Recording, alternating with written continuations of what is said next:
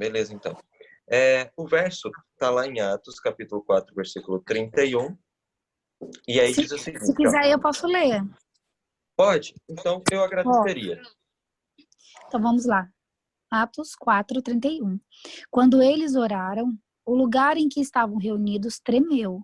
Eles foram cheios do Espírito Santo e continuaram a proclamar a palavra de Deus em coragem e confiança.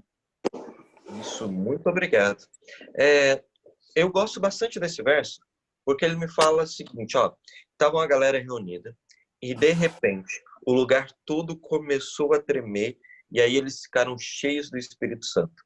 E aí eles começaram a pregar, mas não foi de qualquer maneira. Na versão que eu li, estava utilizando a palavra intrepidez. E aí foi traduzido como coragem, ou, olhando no dicionário também, pode ser traduzido como bravura.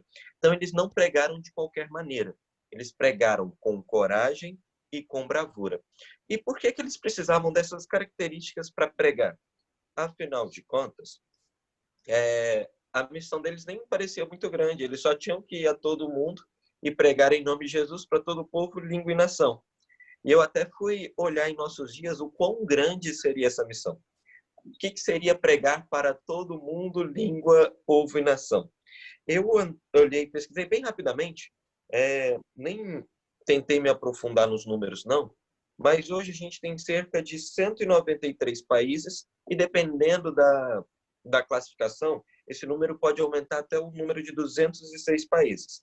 Aí tem aspectos políticos, tem uma série de fatores que pode mudar essa quantidade. E aí pensa, naquela época, há 2000 anos atrás, embora não se existia tantos países assim, eles tinham que pregar para todo mundo, para todas as nações, para todos os povos. Outra coisa que me chama a atenção é que agora a gente tem muita facilidade.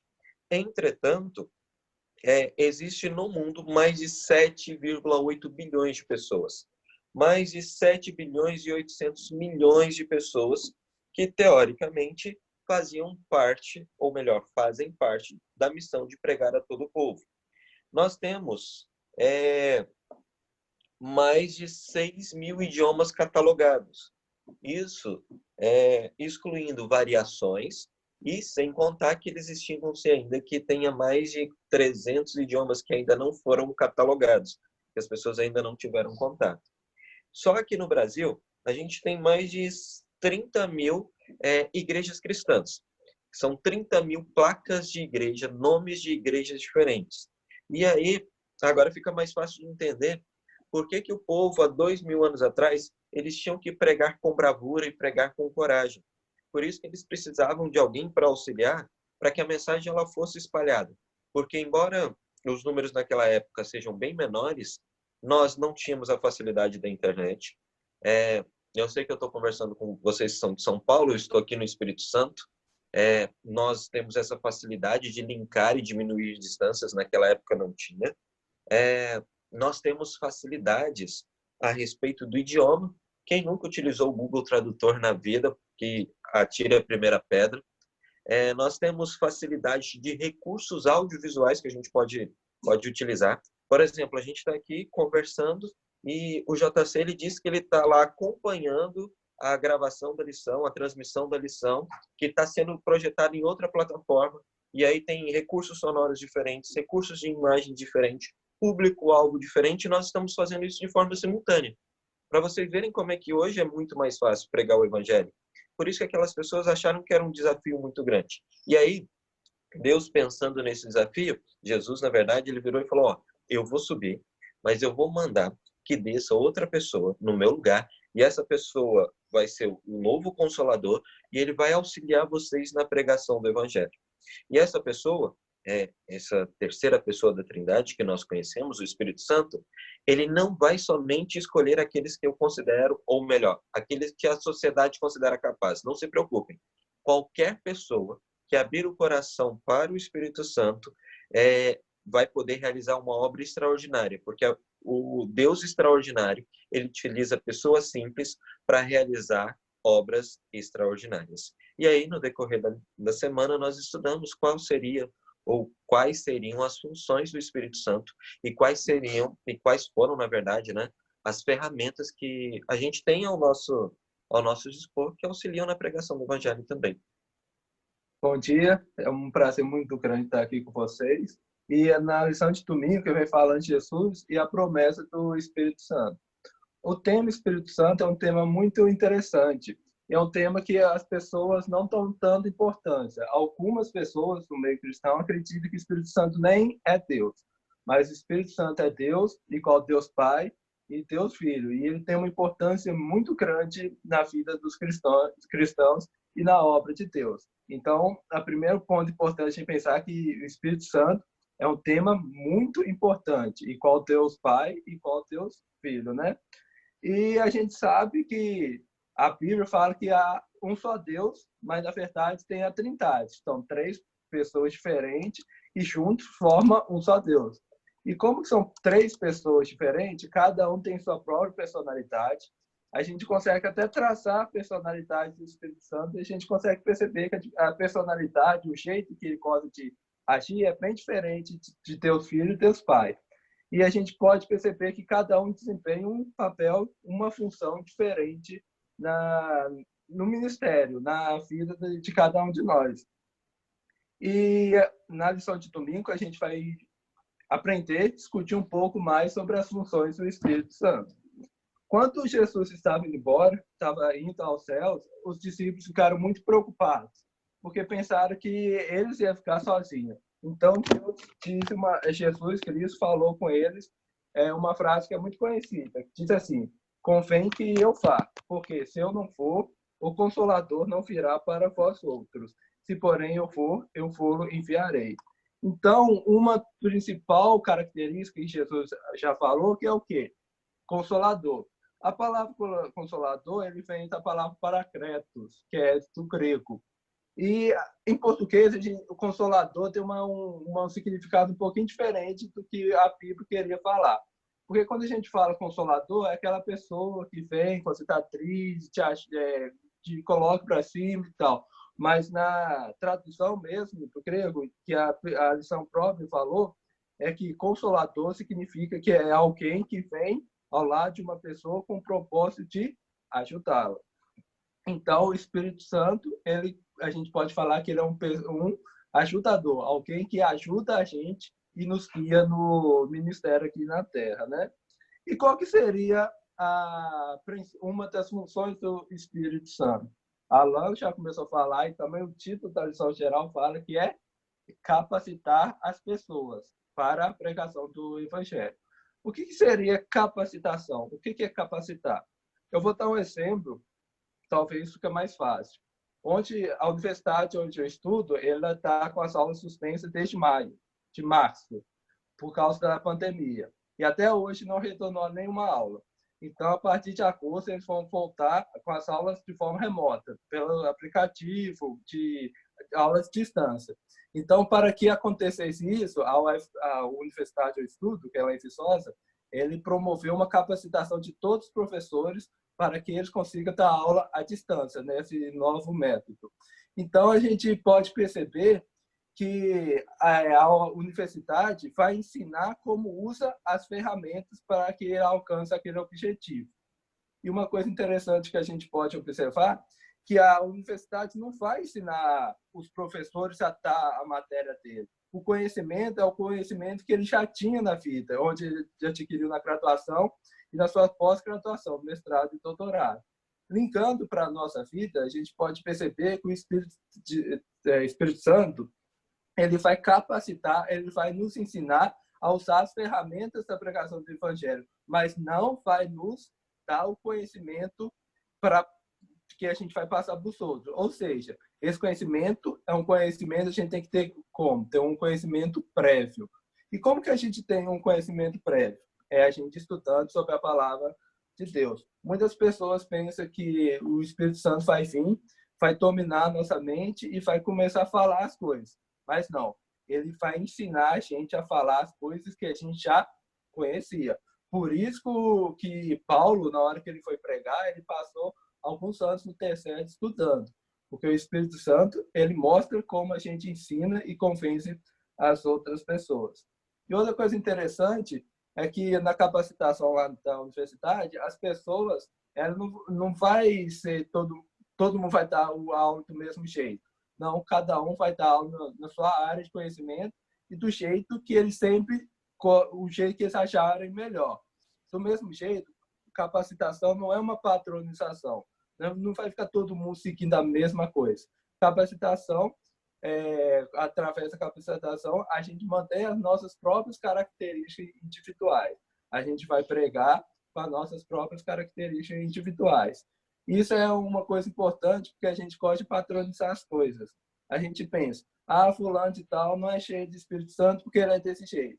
Não, mas o Espírito Santo pode usar cada pessoa pela sua própria personalidade. O Espírito Santo não muda totalmente a pessoa, não patroniza. Ele apenas dá a ferramenta para a gente seguir pregando o Evangelho. E outra coisa interessante que a lição fala, que o Espírito Santo ele não vai apenas capacitar e vai embora. Ele vai continuar no quê? Nos auxiliando. Então, a gente pode ter certeza que durante toda a nossa vida aqui na Terra, nossa vida de ministério, o Espírito Santo vai ser o nosso companheiro. Ele sempre vai estar nos ajudando e nos guiando, né? Aí, na pergunta 1, mostra vários textos que mostram qual que é a função do Espírito Santo. E como a gente já descobriu, a função do Espírito Santo é o quê? Convencer e fazer e testemunhar as pessoas. E como que o Espírito Santo testemunha as pessoas? Através de nós, né? E o grande objetivo final do ministério do Espírito Santo é levar a Jesus o maior número de pessoas possível. Sua missão é glorificar a Cristo, é mostrar o ministério e o sacrifício de Cristo nos proporcionando a salvação, né? Ele também convence o mundo da justiça. Ele mostra para a gente o que é certo, o que é errado.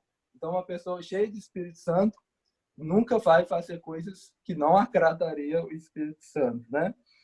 E ele não só revela o pecado, mas ele nos instrui através da justiça e a verdade.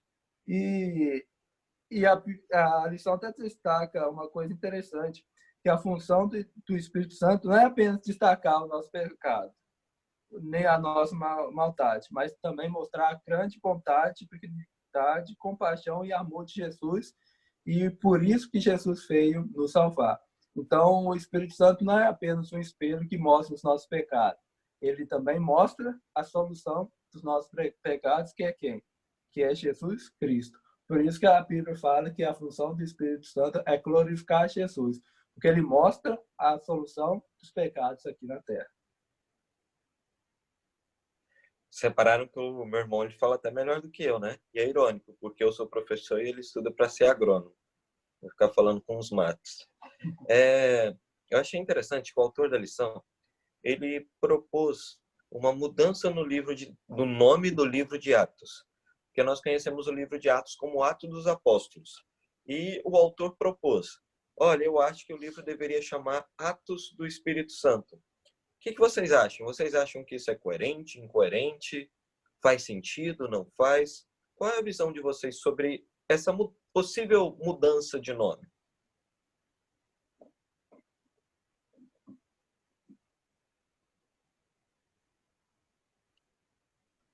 As pessoas são tímidas ainda, mais que a gente. Eu reparei isso. E pior que eu falei que o povo conversa muito, né? Não, é por isso que eu tô até esperando um pouquinho. Não, mas sem problema. Muito, mas eu acho que o frio congelou todo mundo. Não, acontece. Não, isso não tem problema então, não.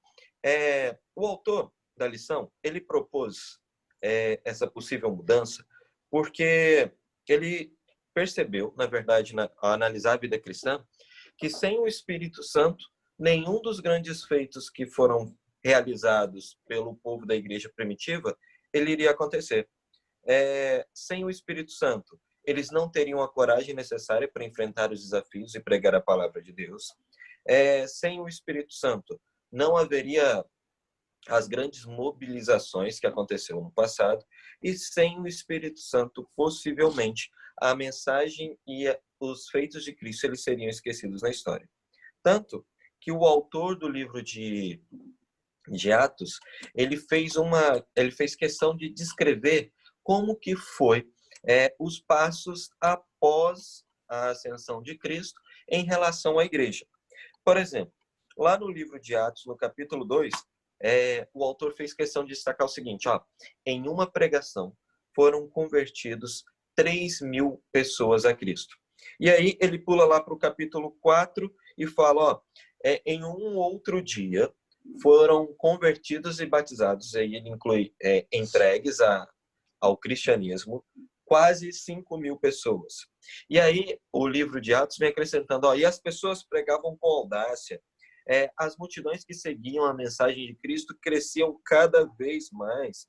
Todos os cristãos ensinavam sobre Jesus. E aí se multiplicava rapidamente o número de pessoas que se dedicavam a Cristo, o número de discípulos. E as igrejas elas eram fortalecidas em fé e elas cresciam em número.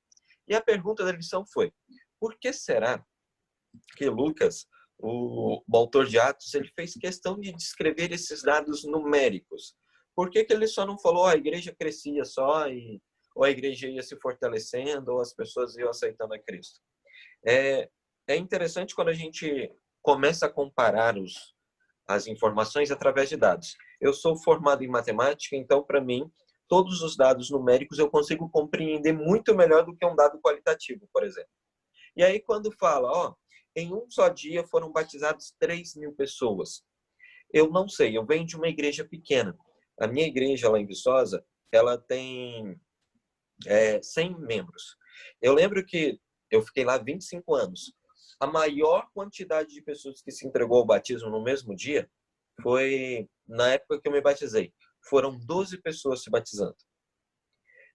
Isso em 25 anos foi o máximo que eu consegui ver. Aqui no EDESA, nós temos um público diferenciado e a igreja um pouco maior. Nós temos cerca de 300 membros. Aqui, se eu não me engano, eu não vi mais do que 12 pessoas sendo batizadas no mesmo dia. E aí vem Lucas falando que lá no começo, quando eles ainda estavam aprendendo a pregar, quando a mensagem ainda era bem recente, foram batizados 3.000 pessoas. Isso mostra que realmente uma igreja capacitada, como o Luan disse, independente de qual ferramenta venha se utilizar, pode fazer uma boa obra. E não foi um feito isolado. Depois ele vem falando, em outro dia foram batizados quase 5.000 pessoas. E a igreja ela crescia e se fortalecia. E a igreja ia crescendo e crescendo. E a igreja ia aumentando em número.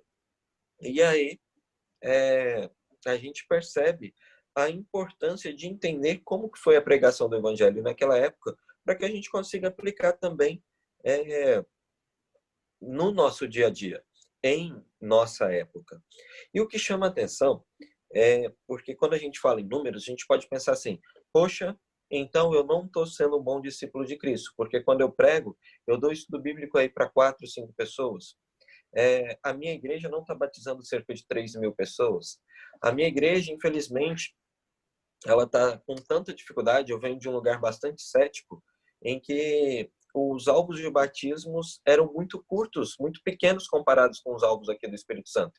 Então, quer dizer que a minha igreja ela não está capacitada? Quer dizer, então, que porque nós não temos muitas pessoas se entregando a Cristo, principalmente agora na época da pandemia, quer dizer que o Espírito Santo se retirou do nosso meio? Não. A lição veio dizer o contrário.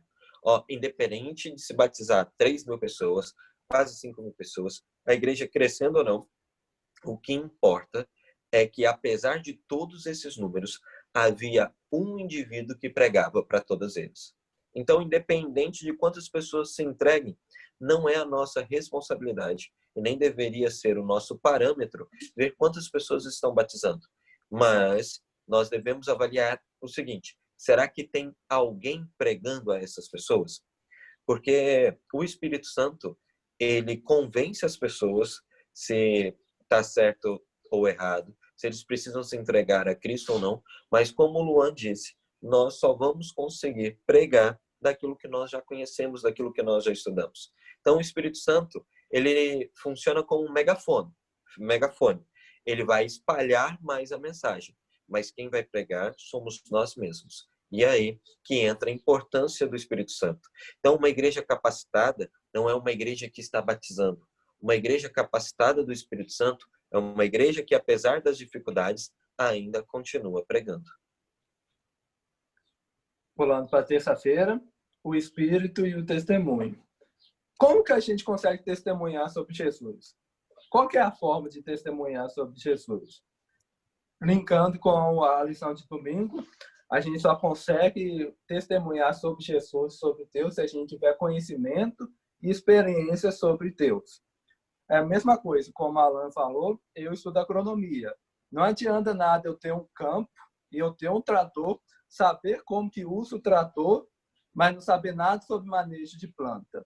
A mesma coisa serve para a gente também. A gente pode saber tudo sobre pregar, sobre orar, sobre outros meios de testemunhar sobre Deus, mas se a gente não tiver nenhum conhecimento, nenhuma experiência com Deus, vai ser o quê? Uma pregação vazia. Vai ser uma pregação de achismo e uma pregação que realmente pode tocar até poucas pessoas, mas logo vai se passar. Então, a principal forma, a única forma de testemunhar sobre Deus é tendo conhecimento e tendo uma experiência com Deus. A lição também destaca que o Espírito Santo fez que as pessoas, proporcionou que as pessoas testemunhassem sobre Jesus de diversas maneiras. Então, isso é interessante, porque não tem apenas uma maneira de testemunhar de Deus. Existem várias maneiras que a gente mesmo nem conhece. Tem maneiras que o Espírito Santo nos proporciona que a gente nunca pensou que aquilo era uma maneira de testemunhar sobre Deus. Então, é igual, voltando na lição de domingo, não é padronizado. Tem várias maneiras, até maneiras que nós mesmos não conseguimos entender. Por isso que é importante a gente não ficar julgando a todas as pessoas, porque talvez Deus esteja usando aquelas pessoas para cumprir sua função aqui na Terra, né? A lição continua falando que o Espírito Santo fortaleceu a igreja. Apesar de tantas perseguições, como a gente já sabe, a igreja foi fortalecida pelo Espírito Santo. E uma coisa interessante que o Espírito Santo não fortaleceu apenas a igreja, ele fortaleceu também o ministério de Jesus. Tudo que Jesus fez, ele foi guiado pelo Espírito Santo. Até há alguma discordância sobre esse assunto, mas os milagres que Jesus fez foi através do Espírito Santo. Isso é fato. Algumas discordâncias se todos os milagres foram feitos através do poder do Espírito Santo, mas Jesus realizou milagres através do Espírito Santo. Então, o Espírito Santo também nos fortalece. Se você hoje está desanimado com a igreja, não com a igreja, mas desanimado com o Evangelho, com a Bíblia, onde que você consegue forças para continuar? Através do Espírito Santo. Então, vocês conseguem perceber como o Espírito Santo é muito importante? A gente acaba menosprezando, mas é um assunto de extrema importância para nós. E também a lição continua falando que o Espírito Santo abriu portas e oportunidades para que os cristãos pregassem o Evangelho através de todo o território europeu, né? E a lição continua falando pontos específicos, exemplos específicos, né? Ele fala, o diversificado ministério do Espírito Santo no primeiro século foi realmente maravilhoso. E ele começa a citar as experiências que o Espírito Santo fez, que a gente pode encontrar no livro de Atos dos Apóstolos. O primeiro foi ele fortalecer Estevão. Estevão foi o primeiro mártir da igreja e, através do Espírito Santo, ele pôde pregar sobre Jesus num ambiente onde ele nunca poderia ter imaginado, que seria na sinagoga, no sinédrio, né? E onde, por boa vontade, cristão nenhum conseguiria pregar. Mas, apesar disso, o Espírito Santo fez que ele testemunhasse dentro do sinédrio, né? E ele guiou Filipe até o eunuco. Essa é uma história interessante que mostra como que o Espírito Santo age. Filipe estava no seu lugar, milagrosamente, o Espírito Santo o transportou para falar sobre o eunuco. E ele convenceu o eunuco usando a própria Bíblia. Então, além de o Espírito Santo levar ele a pessoa, o eunuco, ele fez que o Filipe lembrasse todas as coisas que o eunuco estaria com dúvida. Hoje em dia é a mesma coisa. O Espírito Santo nos guia até as pessoas e nos capacita para a gente lembrar e tirar todas as dúvidas e convencer a pessoa sobre a salvação em Cristo Jesus. Ele também continua falando que ele uniu a igreja numa época que ela poderia facilmente ser desunida. Imagina, você lá no primeiro século, você é perseguido tanto pelos romanos, tanto pelos judeus, então a facilidade da igreja de existir era muito grande. A gente pode ver também pelo Apocalipse, foi uma das épocas que a igreja estava mais unida. Por quê? Porque a presença do Espírito Santo era mais atingível naquela época. Por isso, a igreja, apesar de todas as dificuldades, ela continuou unida, né? E no novo, a decorrer de todo o Novo Testamento, a gente pode entender quais são as funções do Espírito Santo. Ele nos capacitar, fortalecer, ensinar, guiar, unificar e enviar a missão mais importante do mundo, que é falar sobre o Espírito Santo. Então, hoje, sem o Espírito Santo na nossa vida, a gente não consegue continuar na presença de Deus. Vou começar agora a relacionar o Espírito Santo, a palavra e o testemunho. Qual será ou qual seria a relação entre o Espírito Santo e a palavra de Deus? Por incrível que pareça, ou por mais lógico que possa parecer também, o Espírito Santo, ele sempre utilizou como ferramenta a palavra de Deus. E nós, cristãos, nós devemos utilizar a palavra de Deus não só como ferramenta, mas também como meio de prova se o que nós estamos dizendo, ou até mesmo ouvindo dos outros, é de fato a vontade de Deus. E quando eu falo palavra de Deus, nós estamos nos referindo diretamente à Bíblia. E o Luan citou alguns exemplos em que a palavra de Deus ela foi muito importante. O Luan citou o caso de Estevão. Estevão ele pregou no Sinédrio e antes dele ser apedrejado, ele fez o seu discurso de defesa. E nesse seu discurso de defesa, a irmã White, ela descreve com mais detalhes, mas a Bíblia deixa claro que Estevão ele fez uma varredura em todo o Antigo Testamento, começando desde o princípio e indo até a pessoa de Jesus Cristo. E ele falou tão bem da Bíblia, mas tão bem, é lógico que inspirado pelo Espírito Santo, que Saulo de Tarso, que depois veio se tornar Paulo, ele ouviu aquilo e ele pensou o seguinte, como que ninguém ou nenhum dos meus mestres aqui do Sinédrio tem a capacidade de rebater tudo que esse cara está falando. Estevão era um cara humilde, ele estava falando para doutores da lei e não tinha ninguém com sabedoria e autoridade o suficiente para discutir com Estevão. E a Bíblia deixa claro, o irmão White entra em detalhes a respeito disso, que essa foi uma das primeiras sementes que Saulo de Tarso ele recebeu no coração. Como que alguém falava de uma escritura que o próprio Saulo tinha estudado a vida inteira e nem Saulo e nem ninguém conseguia rebater? Tinha alguma coisa muito errada naquilo, porque eles estavam falando do mesmo livro e os doutores que passaram a vida toda estudando não se conheciam tão bem quanto Estevão. E aí foi um desses motivos que Paulo ele se revoltou e falou, Saulo na época, ele se revoltou e falou, agora eu vou sair procurando os cristãos e vou matar. E foi por causa dessa pregação, dessa eloquência e da palavra de Deus que Saulo se tornou Paulo. Um outro nome bastante conhecido foi o nome de Pedro, que ele pregou para mais de 3.000 pessoas, eles se batizaram e Pedro ele falou unicamente, exclusivamente pelas palavras das escrituras antigas. Pedro também foi usado em outro momento quando ele pregou para Cornélio. E o Espírito Santo desceu para ele em forma de visão. E ele percebeu que não só os judeus deveriam receber a palavra de Deus.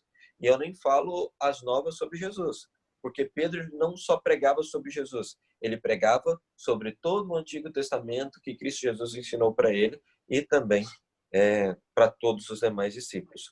O Luan mesmo disse, Filipe, ele não foi conduzido para o deserto para ficar lá batendo papo com o eunuco. Muito pelo contrário, ele foi conduzido ao deserto para explicar as escrituras de Isaías que o eunuco estava lendo, mas não estava entendendo. Então, a gente consegue perceber que a palavra de Deus é uma das principais ferramentas que o Espírito Santo usa. E quando eu digo uma das principais, porque nós temos várias outras. O Luan mesmo falou que através da oração, eu destaco bastante o testemunho vivido. Ele é muito mais forte e eficaz do que o testemunho dito. Tem pessoas, a gente tem relato de grandes oradores que pregam a respeito disso. Tem pessoas que nunca vão abrir a palavra de Deus para ler. O único contato com as Sagradas Escrituras vai ser o nosso testemunho. E essas pessoas irão receber o perdão de Cristo, irão receber como herança a salvação, como a qual nós ansiamos também. Então a gente percebe que as Sagradas Escrituras, ela tem participação efetiva no papel do Espírito Santo. E a pessoa do Espírito Santo, ela é fundamentada e ela tem autoridade nas Sagradas Escrituras. E aí, o livro de Atos vem falando da importância da Bíblia na pregação do Evangelho. Ele destaca que os antigos pregadores, os nossos patriarcas, os nossos da igreja primitiva, eles pregavam a palavra de Deus de forma audaciosa. Então, eles não pregavam somente testemunhos de Jesus. Eles pregavam a palavra de Deus. E as Sagradas Escrituras, palavra de Deus, foi uma expressão muito repetida no livro de Atos. Porque Atos continua acrescentando, mesmo quando o povo estava disperso, mesmo assim eles pregavam as palavras, ou melhor, a palavra de Deus. Os gentios, eles se alegravam e se glorificavam na palavra de Deus. E mais do que isso, eles recebiam os gentios e eles divulgavam a palavra de Deus. Paulo, ele discutia a palavra de Deus. Ele ia para o templo e pregava a respeito da palavra de Deus. Cristo, quando esteve nessa terra, quando ele se perdeu no templo, e depois de 3 dias os pais deles voltaram desesperados procurando Jesus, ele falava, por que vocês estão desesperados? Eu estou aqui na casa do meu pai, eu estou falando da palavra de Deus. E Jesus, constantemente, ele abria as Sagradas Escrituras nos textos que ele já sabia de cor e pregava a todos aqueles doutores. Apolo, que foi um dos discípulos, ele foi orientado pela igreja primitiva, ele não só pregava, mas o livro de Atos fez questão que ele pregava de forma poderosa e eloquente a respeito da palavra de Deus. Como o Luan mesmo disse, o Espírito Santo, ele não vai colocar a palavra certa na sua boca se você não tiver guardado as palavras certas no seu coração. Então, de nada adiantaria a gente pedir e clamar o Espírito Santo se nós não nos prepararmos para sermos também usados como ferramenta do Espírito. E aí, nós temos 2 passagens na pergunta 5 que acrescenta essencialmente as Sagradas Escrituras como ferramenta na pregação do Evangelho. Lá em 2 Pedro, capítulo 1, versículo 21, fala que os homens, eles eram sábios e pregavam a palavra de Deus. Lá em Hebreus 4:12, vem falando que a palavra de Deus, ela é viva e eficaz e ela funciona como espada de 2 gumes que divide a alma e o espírito, juntas e medulas, e ela é apta para discernir os pensamentos e a intenção do coração. Para vocês terem uma noção de quão importante é a pregação da palavra de Deus. E Ellen White, no livro Educação, eu até destaquei esse parágrafo da lição, ela ainda acrescenta o seguinte, desculpa aqui, só para eu abrir o bate-papo, o Espírito Santo, ele é um instrutor e incentivador? Seria essa a pergunta? O Espírito Santo, ele nos guia por todas as Sagradas Escrituras. Então, na hora que a gente for estudar a Bíblia, ele vai nos instruir a como nós devemos nos preparar. E, na verdade, não só isso. Ele já instruiu várias outras pessoas que deixaram para a gente modelos de estudo. Nós utilizamos, na hora que a gente vai pregar, um estudo bíblico que é um estudo já orientado por assunto. E aí, na hora que nós pregamos, o Espírito Santo, ele faz com que aquilo que nós estamos dizendo atinja o coração das pessoas. Eu lembro de uma vez, só porque essa pergunta me veio à mente, eu fui participar da minha primeira missão Caleb, lá na cidade de São João Nepomuceno. E lá a gente trabalhava em trios. Eu lembro que no meu trio eu era o mais velho, eu já tinha 22 anos, e eu estava com duas adolescentes. E a gente foi em uma das casas de uma ex-adventista. Foi até indicação da filha dela, que também não frequentava a igreja, e pediu, vocês podiam vir aqui visitar minha mãe, porque eu acho que ela vai gostar de vocês. E eu lembro que quando a gente chegou lá, era uma senhora muito simpática, recebeu a gente muito bem, a gente sentou na varanda, e aí a gente contando, né, que a gente tinha tirado um pedaço de nossas férias, aquele quebra-gelo de Missão Caleb. E aí nós estávamos dedicando ao projeto missionário, ao trabalho voluntário, a projetos sociais, e a gente tinha feito um nome na cidade. E aí ela se apegou bastante na parte missionária e ela começou a questionar alguns princípios bíblicos. E eu lembro que eu estava com minha Bíblia na mão e toda pergunta que ela fazia, eu sempre procurava um texto para responder. Só que aí, depois da segunda pergunta, por incrível que pareça, a mulher ela me proibiu de falar. Porque toda vez que eu levantava para falar, que eu tenho mania, eu não consigo. Se alguém me pergunta alguma coisa, eu me preparo o corpo. Toda vez que eu preparava o corpo, ela virava para mim e falava: não, eu quero ouvir das meninas. E as meninas, elas nunca tinham passado por isso. E eu percebi, né, que estava criando uma certa tensão naquela nossa visita. Então, eu decidi fazer o seguinte, já que ela quer conversar com as meninas, que converse. Aí eu fechei meus olhos e falei com Deus o seguinte: Pai, na minha limitação humana, eu estou vendo que essa visita ela pode gerar alguma dificuldade e para as meninas que são novas pode gerar até um certo bloqueio.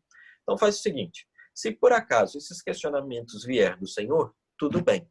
Mas se por acaso for o inimigo querendo nos desanimar, nos desestimular, use as meninas para que elas falem através de ti.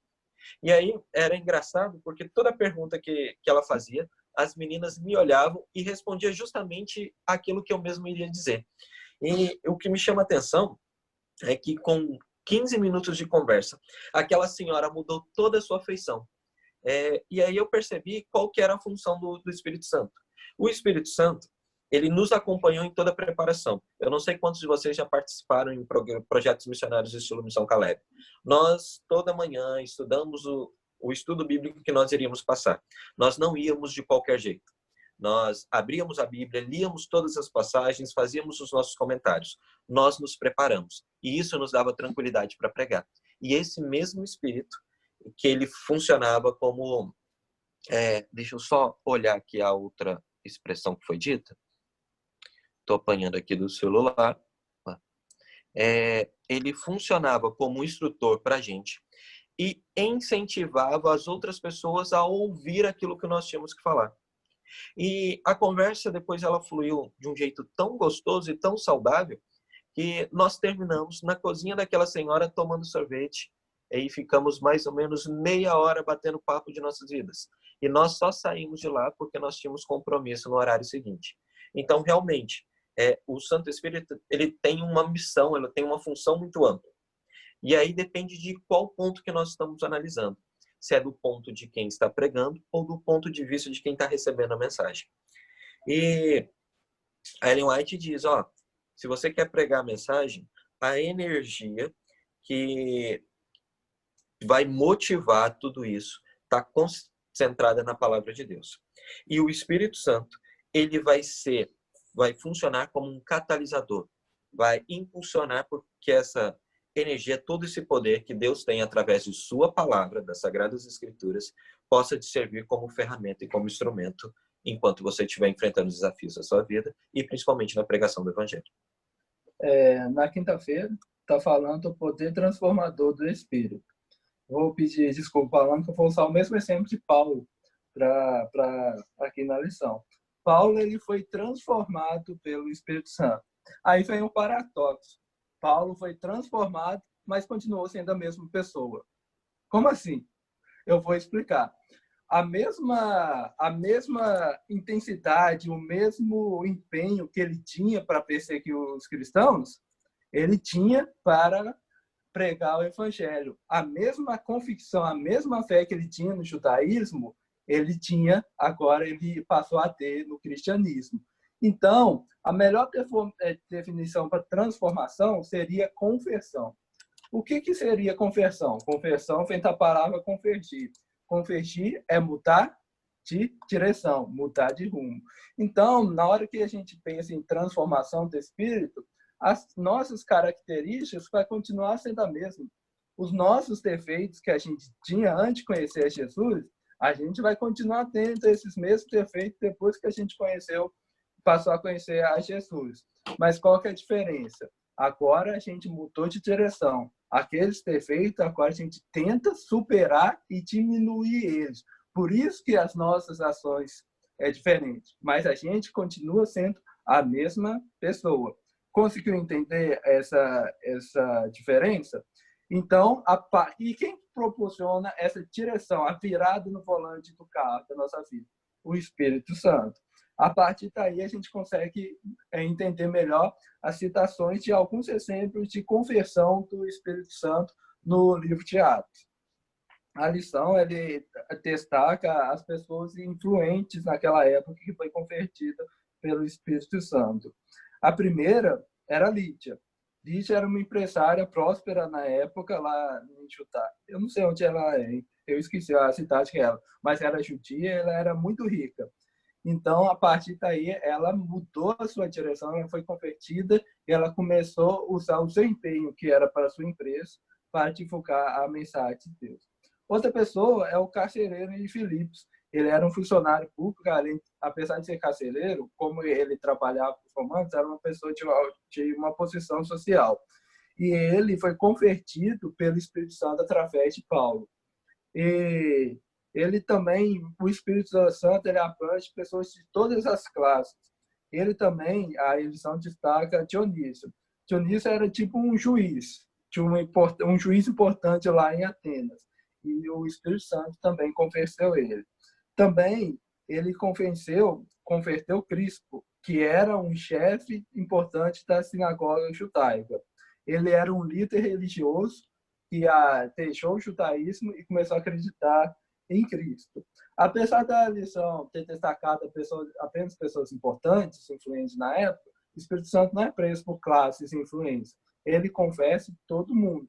E ele capacita pessoas independente da sua classe social. Então, por isso que a gente não pode fazer acepção de pessoas. A gente não pode escolher para quem que a gente vai testemunhar. A gente tem que ter humildade e deixar que o Espírito Santo mostre para quem a gente iria testemunhar.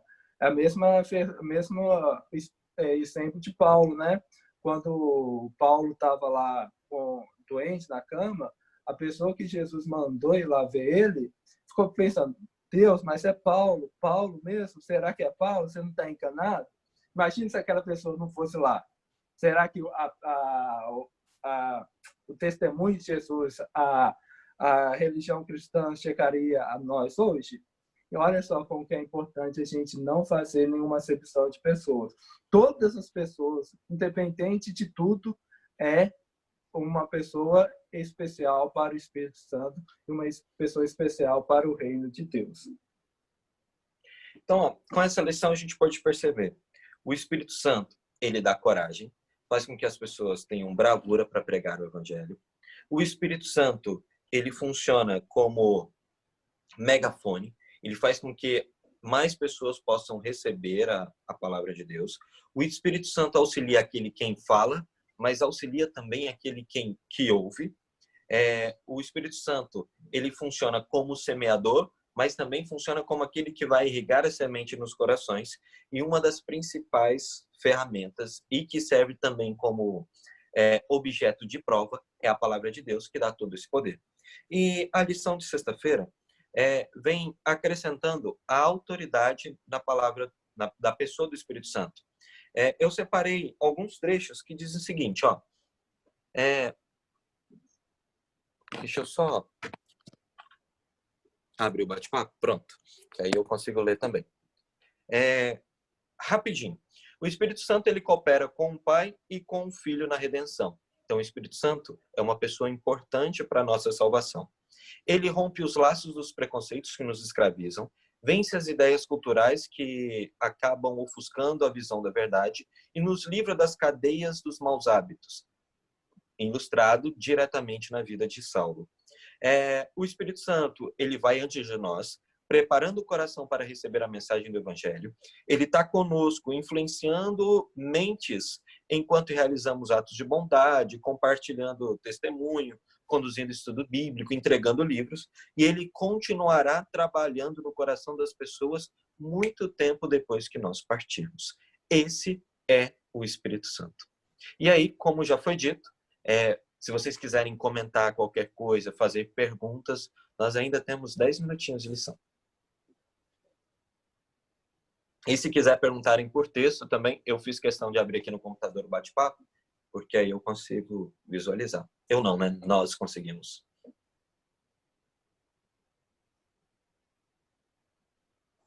Eu não tenho uma pergunta, mas eu tenho uma colocação. Por favor.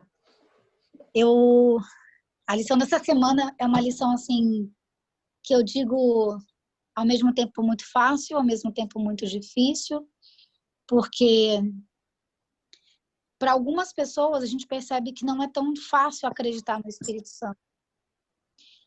Para outras a gente percebe que a pessoa ela tem um traço de caráter, um temperamento mais fácil, então o que você disser para ela, ela acredita.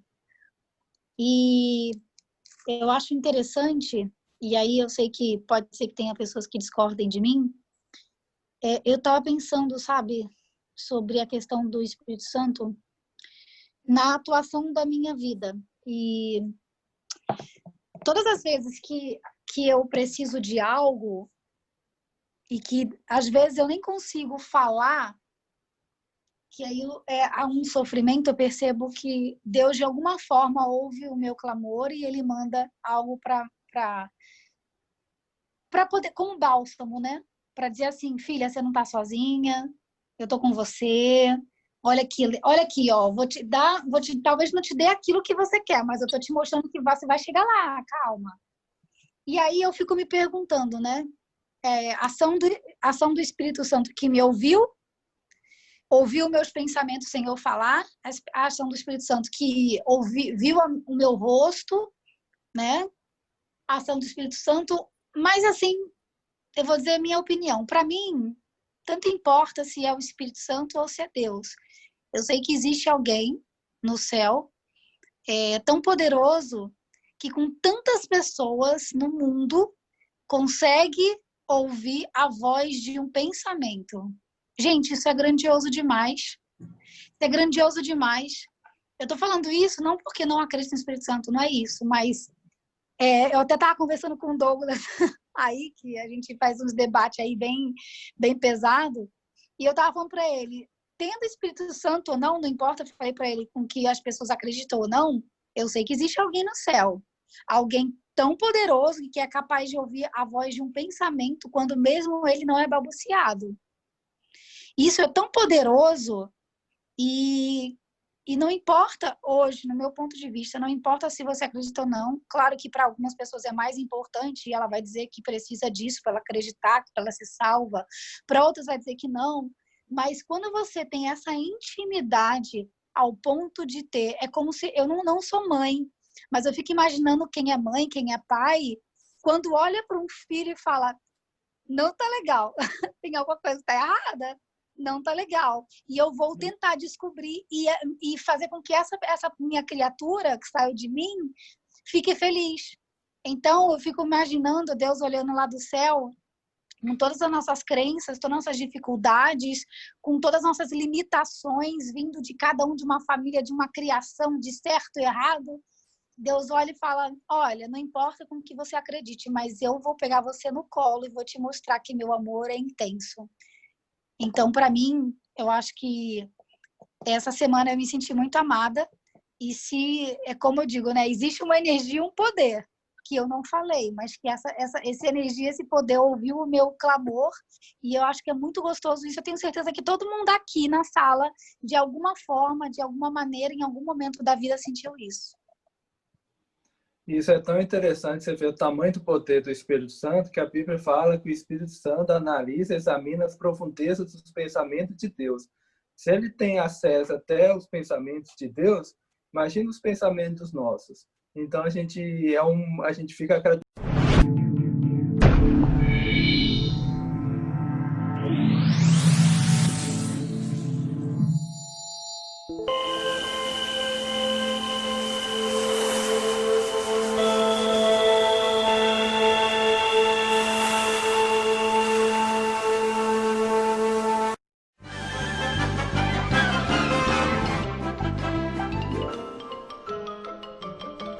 Isso é tudo bem, pessoal.